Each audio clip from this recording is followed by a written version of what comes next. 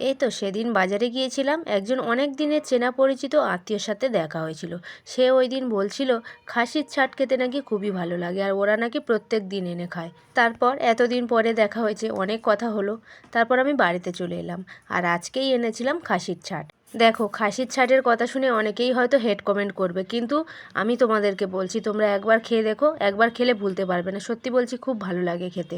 আর এটা অন্য খারাপ কোনো জিনিসই তো নয়, সেই খাসির মাংসেরই কিছু অংশ। তো আদা, রসুন, কাঁচা লঙ্কা, পেঁয়াজ সব কিছু নিয়ে কড়াইতে তেল গরম করে ভালো করে কষিয়ে নিলাম। তার উপরে দিয়ে দিলাম খাসির মাংসটা, দিয়ে ভালো করে নাড়াচাড়া করে ভালো করে কষিয়ে ভাজা আলু এর সাথে দিয়ে জল দিয়ে ফুটিয়ে নামিয়ে নেওয়ার আগে গরম মশলা ছড়িয়ে নামিয়ে নিলাম। ভালো করে লাল লাল ঝাল ঝাল করে এই খাসির মাংসের ছাড় তোমরা একবার বাড়িতে রান্না করে খেয়ে দেখে তারপর না হয় কমেন্টে এসে গালাগালি দিয়ে যেও, আর যা মনে ইচ্ছে হয় বলে যেও। ধৈর্য সহকারে শেষ পর্যন্ত দেখার জন্য আপনাদেরকে অসংখ্য ধন্যবাদ।